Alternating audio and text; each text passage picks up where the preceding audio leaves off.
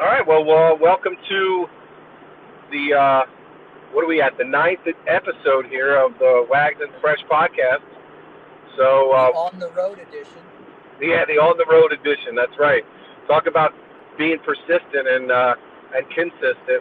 Right. We both have a lot of things going on this week and very productive week. So excited about that. Obviously excited about a lot of things that have gone on this week and kind of bursting at the seams here for sure. And but I'm glad that you were able to throw this suggestion out there and just hit record while we're both driving. And I guess we're kind of going in the same direction. Where are you coming? You're coming home? Yeah, I was in Altoona, so I got about probably 3.5 more hours on the road. So everything all right out there? Where we just visited some family?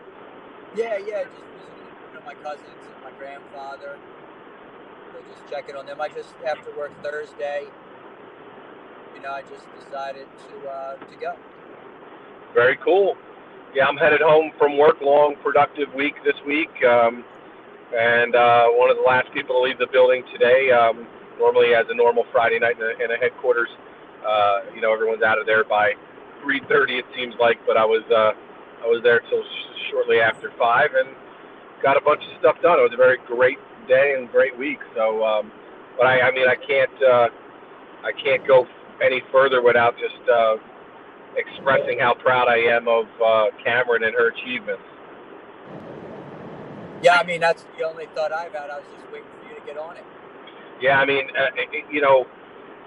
to be accepted to one of her top schools, when she was putting her colleges, their list of schools together, Texas was on the list, but it wasn't really necessarily a top of mind for her. But as she dug in a little deeper, did a little bit more research, and obviously applied that to what her interests are, she found, wow, this program is really what I'm looking for. And then as she dug a little deeper in obviously the size and the scope of the university and what it has to offer, she realized, wow, this is a little bit more than I even expected. So then we made that visit down in November, and then I snuck in a football game to kind of maybe put a little sprinkle on top of that cupcake. But and had a great time with that. But she moved after that trip. She went from it being her number 2 school to sort of a tie, 1A. So to get into one of her top 2 schools, she's glowing. And as a parent, I mean, you just couldn't be prouder of just all the work. You get to see all the day-to-day grind that they go through to achieve that kind of thing. And I think we're still processing. She just got the news today through the login, and I think she's still absorbing it. I don't think she's fully grasped the idea that she just got into one of her top schools. So I think the cool thing is there's like really nothing really changed. Everything she's done was already done, and everything she's doing is continuing to be her. The only thing that happened is somebody somewhere gave her the acceptance to the school. Well, and you know what underscores that, and you didn't know about this. You just made that statement. Here's what underscores that reality. So I called her when I got off work and I was on the way home before we got in touch here, and I just wanted to tell her, versus just text messages. I sent her text messages and all that, but I just wanted her to hear my voice. I wanted her to hear congratulations from me over the phone. Can't wait to see you. And she kind of had a little bit of a little lack of enthusiasm in her voice. And I said, "What's going on?" She said, "Oh, I'm going to work." And I said, "Oh, well, okay. And, sorry you have to go to work." She's like, "Yeah, I wasn't supposed to work today." And but she was called in and asked if she could cover her shift. And I thought, okay, that's nice enough. She could be home celebrating with us. But, she wants to keep working. And then I found out even further, because then I called her mom after she got dropped off, that all afternoon when I said, well, have you guys been, how excited was she? And, was she celebrating? Here she was putting together care packages for some other kids for some other reason, and really didn't have the time to really enjoy it yet because she was still on to getting other things done. And I'm just like, this is why she's having the success she's having, because she's just constantly trying to do more and more and more and more. She's got to learn how to celebrate, pause, and enjoy the moment too. But that's just indicative of, to your point, it's just an email. It's just an email. But because all the things that she does ultimately is what got her the email in the first place. And I don't think she's too young to understand that, but we're obviously have a different perspective in our lives at our age to see how all that's connected. That's all connected. Well, I don't know if any one or other side of the equation is better, because everything has pluses and minuses. But I'd rather, I think, a safer way is, to have self-esteem and to not really have it be determined by whoever the people are that make up the University of Texas, even though it's probably very few people that represent the University of Texas, to just be doing your thing, versus even being so excited that somebody accepted you, because really she doesn't need Texas and they don't need her, but they can help each other. Right. It's good. It's good that she's. I think it's good that she's on that side of the equation, because to be able to do all that work, how crushing would it be as a parent to think that Texas saying no would have been able to put a tarnish on all those hours and who she is, is creating herself to be and who she's being. For sure. And as we've talked about on a lot of other conversations, there's the adversities where some of that growth will come from. And not that I want, we never wish those types of things onto our children. But, we have that instinct to try to protect them from all that. But yet we still know that that's where growth comes from. And there's still growth to be had in this acceptance. But there's also going to be probably a couple growth moments in, other news she's going to get. It's possible, obviously, she gets accepted to all the schools she applies to, but, that's usually very unlikely, and there's a probability that she'll have to tackle that experience as well. And now, though, it makes it, quite honestly, a little easier to be able to do that. If this was the last school to come in, it might be a little bit more stressful over the next few months, but the fact that it is today allows for there to be at least some opportunity to enjoy it, and that's what it is. I mean, as I've said to you on many, many occasions, I feel like the number one role as a parent is to just provide opportunities for our kids that we didn't have, and we can't make them take those opportunities. We can't make them experience what we think they should experience. We can only put them in a position, or help them put themselves in a position, is a better way to put it, to get those opportunities and then figure out what they want to do with them. She may not choose this opportunity, but at least she has it. Well, the interesting thing is, if you're still going to live about 50 years, right, or 40 years, 30 right. years, whatever, what opportunities don't you have? Right. Yeah. For sure. You could, in 6 short years, you could have a degree in anything you want. Right. I'm not saying that you do or you don't. I'm just saying, there's, you're right now. You're at the University of Mila. Right. What are you going to do with that? This is 4 years in a long life. It's still. There's still, there'll be whatever. It never ends. No, it really doesn't. As a matter of fact, that's a good segue to something that I wanted to talk to you about this week anyway, which was I think inspired by some of our previous conversations. And we've spoken with Dave and about music, and obviously we look forward to talking to him more in depth at some point. But what I think what was interesting was, and maybe this is just sort of the mindset that that I have at the moment that are, not just at the moment, but really, really embracing is that it ties into why not, obviously, but it goes into this opportunity word, which is why am I not picking up a guitar and learning how to play? It really makes no sense that I'm not spending time, doing something that I know that I could do.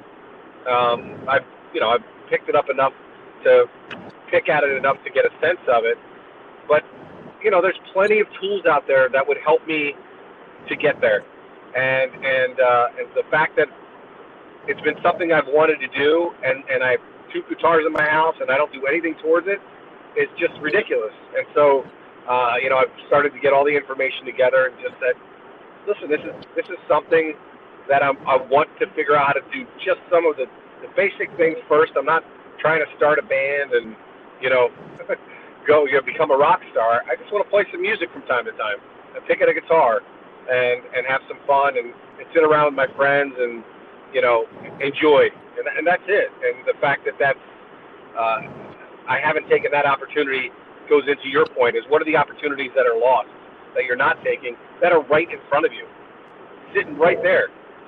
And so for me, that's definitely one that's hit me this week for sure. And I think it ties into not only the jumping off point was why not, but the real connection to this conversation is, seizing the opportunity, which I think ultimately, even though we didn't start off with a word for this conversation, but for me that's been the word in my mind all day. Right. Yeah. So I'll flip it around to you. There may have been some specific reason why you decided to go out to Altoona, but what was the opportunity that led you there, or if it wasn't something specific, what opportunities did you get while you were there? For me, everything is I don't know how I'm trying to see if I can define it as an opportunity. Well, how frequently do you see them?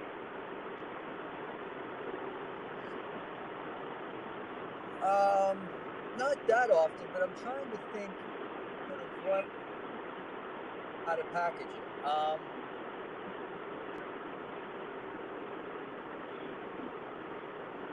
Yeah, so you don't look forward to 8 hours of driving in 2 days. Sure. But and then you play this funny game where you ask somebody something, and you want to get on this unconscious level, the evil side of your brain.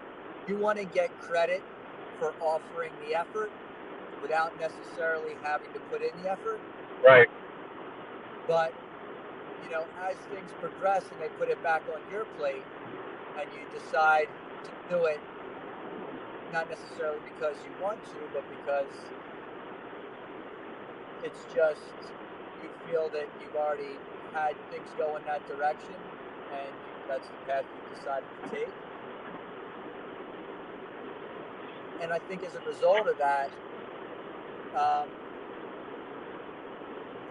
opportunity is often a retrospective thing. Sure. It's not more introspective. It could be happening at the moment, but so I'll just tell you what happened, and this is how I do the whole thing. I'm already through 1.5 books on the drive.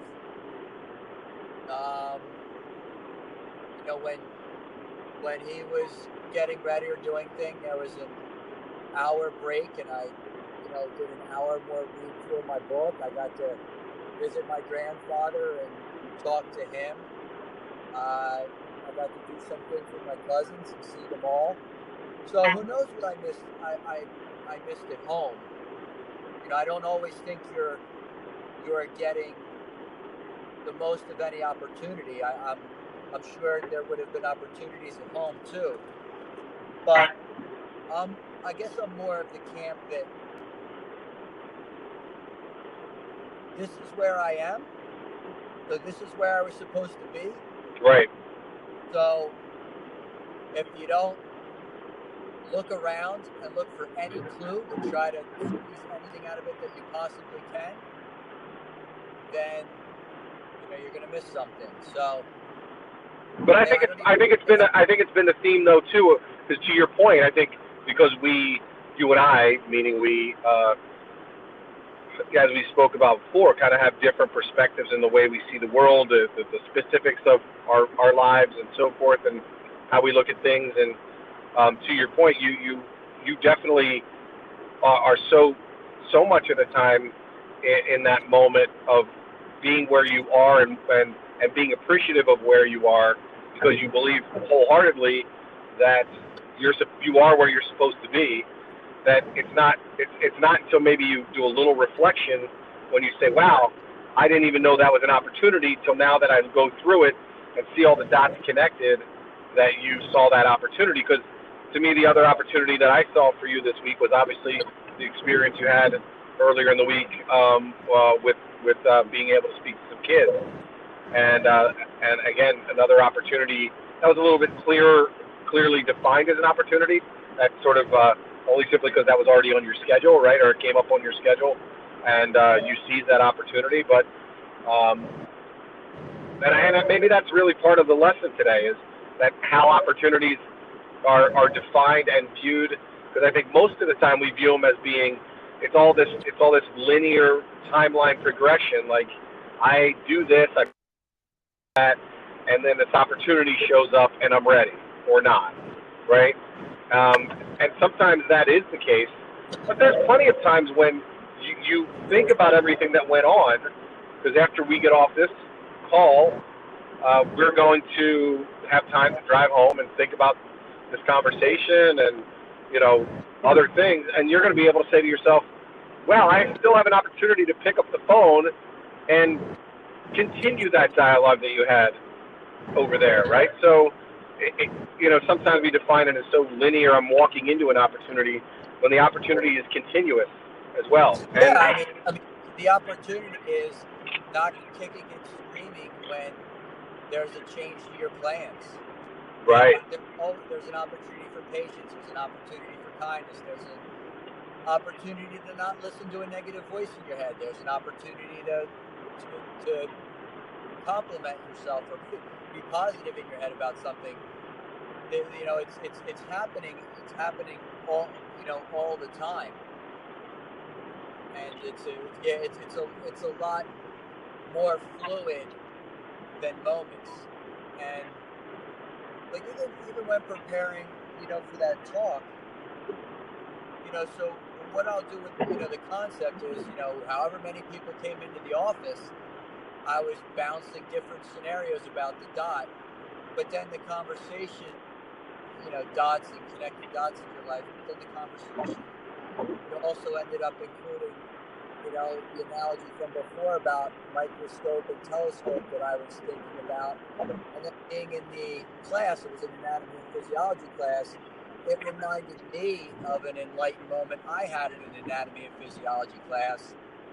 And it just, it was really more of an exercise, as much of an exercise for myself as it was, and, just even looking up different things, like, how we always wish we made more, but yet I look up the average income of my profession and I realize what percentile I'm in, and, I see everything from a whole different perspective. Like, wow, it's right. Not everybody's where I am.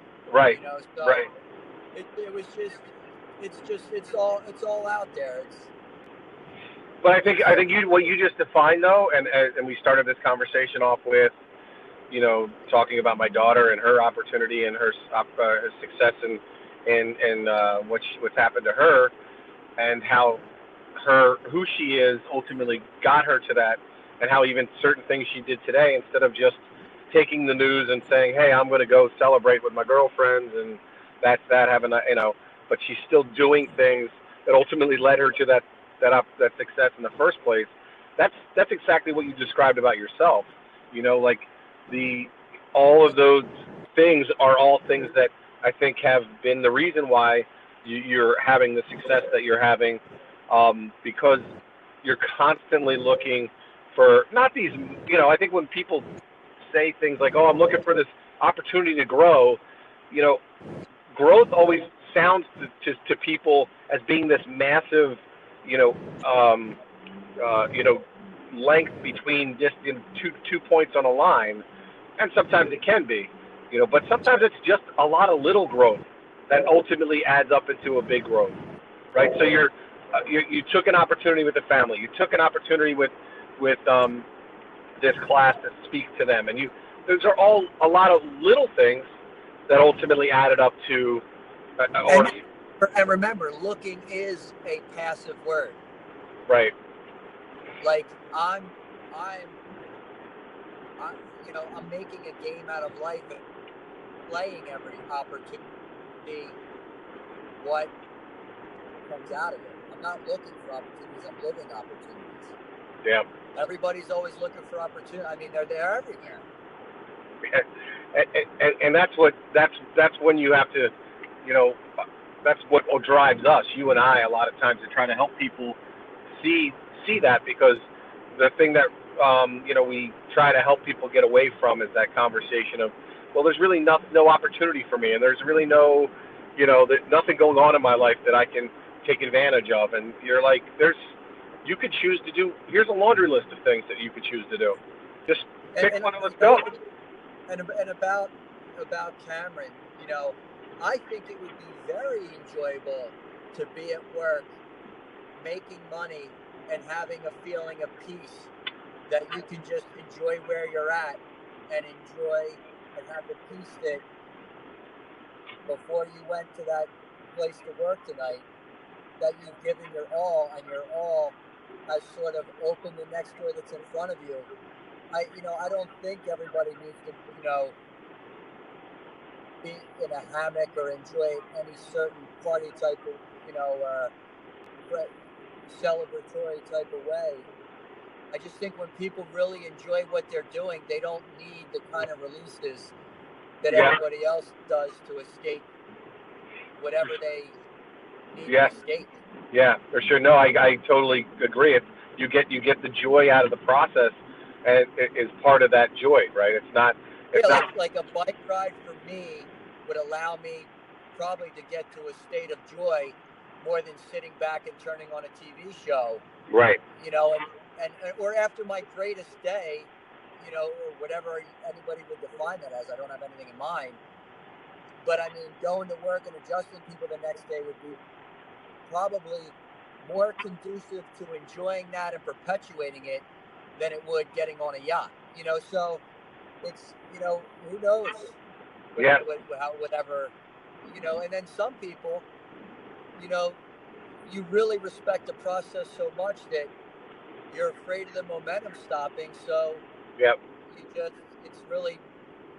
just don't want to change what you're doing. Totally agree. And I think that there's so much to that momentum statement you just made, that because the momentum is, what's that, there's the law of physics, right? The law of motion. It's the that type of idea or concept is I think we apply it to these non-specific scientific applications when it really is us, where we are the scientific experiment happening every day. And if you're in motion, you will continue to be in motion, and if you're stagnant, you're going to continue to be stagnant. So which one do you want to be?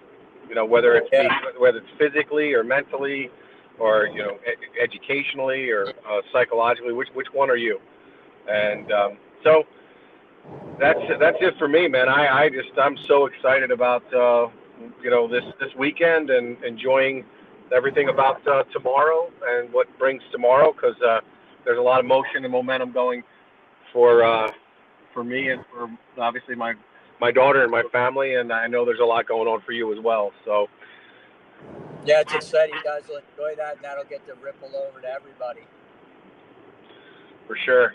Well, all right. Well, thanks again, and we'll be in touch. We will look forward to talking to everybody soon. All right, talk to you later, brother. All right, mate. Take care. Bye bye.